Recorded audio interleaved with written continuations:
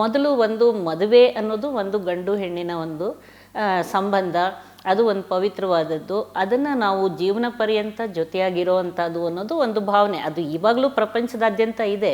ಅದರ ಜೊತೆಗೇನೆ ನಾವು ಪ್ಯಾರಲಲಿ ಏನಾಗಿದೆ ಇವಾಗ ಒಂದು ಲಿವ್ ಇನ್ ರಿಲೇಷನ್ಶಿಪ್ ಇರ್ಬೋದು, ಫ್ರೆಂಡ್ಶಿಪ್ ಇರ್ಬೋದು, ಅಥವಾ ಜಸ್ಟ್ ಒಂದು ಒನ್ ನೈಟ್ ಸ್ಟ್ಯಾಂಡ್ ಅಂತ, ಒಂದು ಕ್ಯಾಶುವಲ್ ಸೆಕ್ಷುವಲ್ ರಿಲೇಷನ್ಶಿಪ್ ಅಂತ ಇರ್ಬೋದು. ಈ ಥರದ್ದೆಲ್ಲ ಬಹಳಷ್ಟು ಬದಲಾವಣೆಗಳನ್ನು ನೋಡ್ತಾ ಇದ್ದೀವಿ.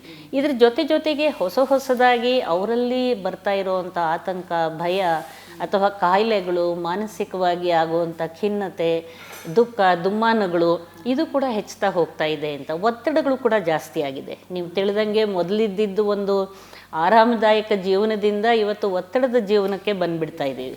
ಅದು ಪಟ್ಟಣದ ಪ್ರದೇಶಗಳಲ್ಲಿ ಅದು ಕೆಲಸ ಮಾಡೋದು. ಇವರು ಕೂಡ ಎಲ್ಲ ಒಂದು ಲೇಡೀಸು, ಸ್ತ್ರೀಯರೆಲ್ಲ ಏನಾಗಿದೆ ಅವರ ಒಂದು ಭಾವನೆಗಳು ಇಲ್ಲಿ ಕೂಡ ಬಹಳಷ್ಟು ಬದಲಾವಣೆಗಳಾಗಿದೆ. ಅವರಲ್ಲಿ ಏನಂದರೆ ಈಗ ಹೆಚ್ಚು ವಿದ್ಯಾವಂತರಾಗ್ತಾ ಇದ್ದಾರೆ, ಕೆಲಸ ತಗೊಳ್ತಿದ್ದಾರೆ, ಆರ್ಥಿಕ ಸ್ವಾತಂತ್ರ್ಯ ಅಥವಾ ಯೋಚನೆ ಮಾಡುವಂಥ ಶಕ್ತಿ, ನಿರ್ಧಾರ ತಗೊಳ್ಳೋ ಶಕ್ತಿ, ಮತ್ತು ಈ ಕಾಂಟ್ರಸೆಪ್ಟಿವ್ಸ್ ಇರೋವಂಥದ್ದು, ಅಬಾರ್ಷನ್ಗೆ ಸಾಧ್ಯತೆಗಳಿರೋದು, ಇವೆಲ್ಲದರಿಂದ ಏನಾಗಿದೆ ಒಂದು ಸ್ತ್ರೀಯರಲ್ಲಿ ಒಂದು ಸೆಕ್ಷುವಲ್ ಎಮ್ಯಾನ್ಸಿಪೇಷನ್ ಅಂತ ಹೇಳ್ತೀವಿ. ಅವರಲ್ಲೇ ಒಂದು ರೀತಿಯಾಗಿ ತಮ್ಮನ್ನು ತಾವು ಅರಿತುಕೊಳ್ಳೋದಕ್ಕೆ, ತಮಗೆ ಏನು ಬೇಕು, ತಮ್ಮ ಹಕ್ಕುಗಳೇನು, ನನಗೂ ಕೂಡ ಲೈಂಗಿಕ ಭಾವನೆಗಳು, ವ್ಯಕ್ತಿತ್ವ ಇದೆ, ನನ್ನ ಸಂಗಾತಿ ನನ್ನ ಜೊತೆ ಚೆನ್ನಾಗಿರಬೇಕು, ಅವರ ನಿರೀಕ್ಷೆಗಳು ಕೂಡ ಒಂದಷ್ಟು ಜಾಸ್ತಿ ಆಗ್ತಾ ಇದೆ. ಹೀಗಾಗಿ ಆ ನಿರೀಕ್ಷೆಗಳಿಗೆ ತಕ್ಕಂತೆ ಪುರುಷರು ಅದಕ್ಕೆ ಸರಿಯಾದ ರೀತಿಯಲ್ಲಿ ಸ್ಪಂದನೆ ಮಾಡೋಕ್ಕೆ ಸಾಧ್ಯ ಆಗ್ತಾ ಇಲ್ಲ. ಇವೆಲ್ಲ ಬದಲಾವಣೆಗಳಲ್ಲಿ ಮೊದಲು ನಾನು ನೋಡ್ತಾ ಇದ್ದಿದ್ದಕ್ಕೂ ಈಗಲೂ ಕೂಡ ಮೊದಲೆಲ್ಲ ಏನಾಗ್ತಿತ್ತು, ಬಹಳಷ್ಟು ಹಿಂದೆ ಅಂತ ಹೇಳಿದ್ರೆ ನಕಲಿ ವೈದ್ಯರೇ ಇದನ್ನು ಲೈಂಗಿಕ ಸಮಸ್ಯೆಗಳನ್ನು ನಕಲಿ ವೈದ್ಯರ ಹತ್ರ ಹೋಗಿ ಇನ್ನೂ ಸಮಸ್ಯೆ ಉಲ್ಬಣಗೊಳ್ಳೋ ಹಂಗೆ ಮಾಡಿ ಬರೋ ದುಡ್ಡನ್ನೆಲ್ಲ ಖರ್ಚು ಮಾಡಿಕೊಂಡು ಬರೋ ಒಂದು ಕಾಲ ಇತ್ತು. ಆಮೇಲೆ ಯಾವಾಗ ಜನಗಳಿಗೆ ಗೊತ್ತಾಗಕ್ಕೆ ಶುರುವಾಯಿತು ಲೈಂಗಿಕ ಸಮಸ್ಯೆಗಳಿಗೂ ಕೂಡ ಪರಿಹಾರ ಇದೆ, ಸರಿಯಾದ ತಜ್ಞ ವೈದ್ಯರ ಹತ್ರ ಹೋಗ್ಬೋದು ಅಂತ ನಿಧಾನವಾಗಿ ಜನಗಳಿಗೂ ಅರ್ಥ ಆಯಿತು. ಮತ್ತು ಈ ನಿಷಿದ್ಧವಾದ ಅಂತ ಯಾರಲ್ಲೂ ಮಾತನಾಡಲಾಗದ್ದು ಅಥವಾ ಸಂಕೋಚ ಮುಜುಗರ ಭಾವನೆಗಳಿಂದನೇ ಇರೋವಂಥವ್ರು ಸ್ವಲ್ಪ ಮಟ್ಟಿಗೆ ಆ ಮುಜುಗರ ಬಿಟ್ಟು ಹೊರಬರೋದಕ್ಕೂ ಕೂಡ ಕಾರಣ. ಅದಕ್ಕೆ ನಮ್ಮ ಮಾಧ್ಯಮದವ್ರಿಗೆ ನಿಜವಾಗ್ಲೂ ನಾನು ಶ್ಲಾಘನೀಯ ಅಂತ ಹೇಳಬೇಕು. ಮೊದಲು ನಾನು ಇದನ್ನು ಪ್ರಾರಂಭ ಮಾಡಿದಾಗ ಮಾತಾಡೋಕ್ಕೆ ಹಲವಾರು ಈ ಟೆಲಿವಿಷನ್ ಇರ್ಬೋದು, ರೇಡಿಯೋ ಇರ್ಬೋದು, ಮುದ್ರಣ ಮಾಧ್ಯಮಗಳಿರ್ಬೋದು, ಈ ವಿಷಯಗಳ ಬಗ್ಗೆ ನಾವು ಏನು ಮಾತಾಡ್ತೀವಿ ಅಥವಾ ನಿಜವಾದ ವೈದ್ಯಕೀಯ ವಿಷಯಗಳು ಏನು ಅನ್ನೋದನ್ನು ಜನರಿಗೆ ತಲುಪಿಸಿದ್ರು. ಹಾಗಾಗಿ ಜನರಲ್ಲೂ ಕೂಡ ಈಗ ಭಾವನೆಗಳು ಬದಲಾವಣೆ ಆಗಿದೆ. ವೈದ್ಯರ ಹತ್ರ ಬರ್ತಿದ್ದಾರೆ. ಮೊದಲು ಬರೀ ಪುರುಷರು ಮಾತ್ರ ಈ ಸಮಸ್ಯೆಗಳಿಗೆ ಬರ್ತಿದ್ದವ್ರು ಇವ್ರು ಹೆಂಗಸರೇ ಪುರುಷರನ್ನು ಕರ್ಕೊಂಡು ಬರೋವಂಥ ಪರಿಸ್ಥಿತಿ ಬಂದಿದೆ. ಅಂದರೆ ನನ್ನ ಯಜಮಾನರಿಗೆ ಈ ಥರ ತೊಂದರೆ ಇದೆ, ನನಗೆ ಒಂದು ಸರಿಯಾದ ರೀತಿ ತೃಪ್ತಿ ಭಾವನೆ ಸಿಗ್ತಾ ಇಲ್ಲ, ಅಥವಾ ನಮ್ಮ ಯಜಮಾನರಿಗೆ ಲೈಂಗಿಕ ಸಮಸ್ಯೆ ಇದೆ, ಅಥವಾ ನನಗೆ ಸಮಸ್ಯೆ ಇದೆ, ಇದನ್ನು ಹೆಂಗಸರೇ ಕೂಡ ಮುಜುಗರದ ಭಾವನೆ ಬಿಟ್ಟು ನನ್ನಲ್ಲಿ ಬರೋ ಅಂಥದ್ದನ್ನು ನಾನು ವ್ಯತ್ಯಾಸ ಆಗಿದೆ ಖಂಡಿತವಾಗ್ಲೂ. ಹೈ ರಿಸ್ಕ್ ಸೆಕ್ಷುವಲ್ ಬಿಹೇವಿಯರ್ ಅಂತ ಒಂದು ಪದ ಉಪಯೋಗ ಮಾಡಿದ್ರಿ ನೀವು, ಏನು ಹಾಗಂದರೆ? ನೀವು ನೋಡ್ತಾ ಇದ್ದೀರಲ್ವ ಇತ್ತೀಚಿನ ದಿನಗಳ ಇದು ಪೋಕ್ಸೋ ಆ್ಯಕ್ಟ್ ಅಂತ ಕೂಡ ನೀವು ಕೇಳಿದ್ದೀರ.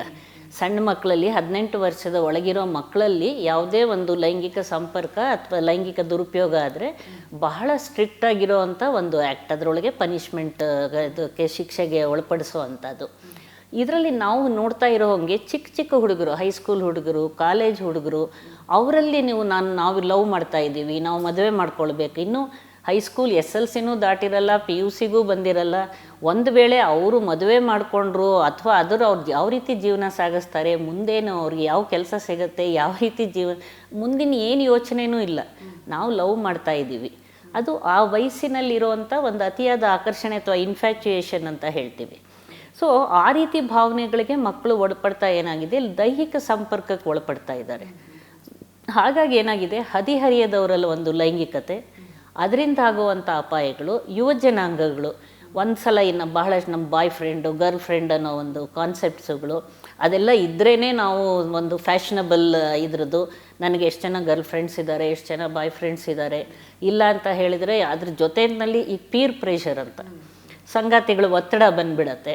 ಸೊ ನಾನು ಈ ಥರ ಇದ್ದರೆ ಬೇರೆಯವ್ರು ನನ್ನನ್ನು ತಪ್ಪಾಗಿ ತಿಳ್ಕೊಳ್ತಾರೆ, ಅವ್ರ ಗುಂಪಿಗೆ ಸೇರಿಸ್ಕೊಳ್ಳಲ್ಲ ಅನ್ನೋ ಒಂದು ಸಂಗಾತಿಗಳು ಒತ್ತಡ ಅವ್ರಿಗೆ. ಇದೆಲ್ಲ ಕಾರಣಗಳಿಂದ ಏನಾಗ್ತಿದೆ, ಹೊರಗಡೆ ಗಂಡು ಹೆಣ್ಣುಗಳು ಬೆರೆಯೋದಾಗಲಿ, ಪಿಕ್ನಿಕ್ಕು, ಪಾರ್ಟಿಗಳು, ಅದ್ರ ಜೊತೆಗೆ ಈ ಧೂಮಪಾನ, ಮದ್ಯಪಾನ, ಮಾದಕ ದ್ರವ್ಯ ವ್ಯಸನಗಳು ಬರ್ತಾ ಇರೋದು, ಪಾರ್ಟಿಗಳು. ಹಾಗಾಗಿ ಏನಾಗಿದೆ, ಅವರಲ್ಲಿ ಒಂದು ಇಂಥ ಸಂದರ್ಭಗಳಲ್ಲಿ ಅವರನ್ನು ಸ್ತ್ರೀಯರನ್ನು ದುರುಪಯೋಗ ಮಾಡ್ಕೊಳ್ಳೋದು, ಅದರಿಂದಾಗೋ ಅನಾಹುತಗಳು, ಬೇಡದ ಗರ್ಭಧಾರಣೆ ಇರ್ಬೋದು, ಗರ್ಭಪಾತ ಆಗಿರ್ಬೋದು, ಮಾನಸಿಕ ದೈಹಿಕ ತೊಂದರೆಗಳು, ಲೈಂಗಿಕ ಕಾಯಿಲೆಗಳು, ಸಮಸ್ಯೆಗಳು, ಇವೆಲ್ಲದ ಕಾರಣ ಆಗ್ತಾ ಇದೆ. ಹಾಗಾಗಿ ಯುವಜನಾಂಗಕ್ಕೆ ಎಲ್ಲ ಮಾಹಿತಿ ಸಿಗ್ತಾ ಇದೆ. ನೀವು ಹೇಳ್ದಂಗೆ ಸೋಷಿಯಲ್ ಮೀಡಿಯಾದೊಳಗೆ, ಇಂಟರ್ನೆಟ್ಟು ಅಥವಾ ಇದಕ್ಕೆಲ್ಲ ಹೋಯಿತು ಅಂದರೆ ಪೋರ್ನೋಗ್ರಫಿ, ಇದರದ್ದು ಅಶ್ಲೀಲ ಸಾಹಿತ್ಯಗಳು, ಅಶ್ಲೀಲ ವಿಡಿಯೋಗಳು ಎಲ್ಲ ಲಭ್ಯ ಆಗ್ತಾ ಇದೆ ಮಕ್ಕಳಿಗೆ. ಈಗ ಎಲ್ಲರ ಕೈನಲ್ಲೂ ಒಂದು ಮೊಬೈಲ್ ಇದ್ದೇ ಇರುತ್ತೆ. ಹಾಗಾಗಿ ಏನಾಗ್ತಾ ಇದೆ, ಈ ರೀತಿಯಾಗಿ ಅವ್ರಿಗೆ ಸಿಗ್ತಾ ಇರೋವಂಥ ಲೈಂಗಿಕ ವಿಷಯಗಳ ಬಗ್ಗೆ ಬರ್ತಾ ಇರೋ ಮಾಹಿತಿ ಬಹಳಷ್ಟು ತಪ್ಪು ತಿಳುವಳಿಕೆಯಲ್ಲಿ ಮತ್ತು ಉದ್ರೇಕ ರೀತಿಯಲ್ಲಿರುವಂಥದ್ದು. ಅದನ್ನು ನೋಡಿ ಏನಾಗುತ್ತೆ, ಮಕ್ಕಳಲ್ಲಿ ಆ ಭಾವನೆಗಳು ಉದ್ರೇಕಕ್ಕೆ ಒಳಗಾಗಿ ಅದನ್ನು ಎಕ್ಸ್ಪೆರಿಮೆಂಟೇಷನ್, ಒಂದು ಪ್ರಯೋಗಕ್ಕೆ ಒಳಪಡಿಸಿ ಬೇರೆಯವ್ರನ್ನ, ಒಂದು ಗಂಡು ಹೆಣ್ಣನ್ನು ದುರುಪಯೋಗ ಮಾಡ್ಕೊಳ್ಳೋ ಅಂಥದ್ದು, ಈ ರೀತಿ ಆಗುವಂಥ ಸಾಧ್ಯತೆಗಳು ನಮಗೆ ಬರ್ತಾ ಇದೆ. ಹಾಗಾಗಿ ಏನಾಗ್ತಾ ಇದೆ, ಇದು ಅಪಾಯಕಾರಿ ಲೈಂಗಿಕ ಸಂಪರ್ಕಕ್ಕೆ ಒಳಪಡ್ತಾ ಇದ್ದಾರೆ. ಮೊದಲೆಲ್ಲ ಏನಾಗಿದೆ, ಒಂದು ಭಾವನೆ, ಒಂದು ಮದುವೆ ವಯಸ್ಸು ಬಂದಾಗ, ಮದುವೆ ಆದಮೇಲೆ ಅವರ ಒಂದು ಲೈಂಗಿಕ ಸಂಪರ್ಕ, ಸಂಭೋಗ ಕ್ರಿಯೆ ಪ್ರಾರಂಭವಾಗ್ತಿದ್ದೆ ಮದುವೆಯ ನಂತರ.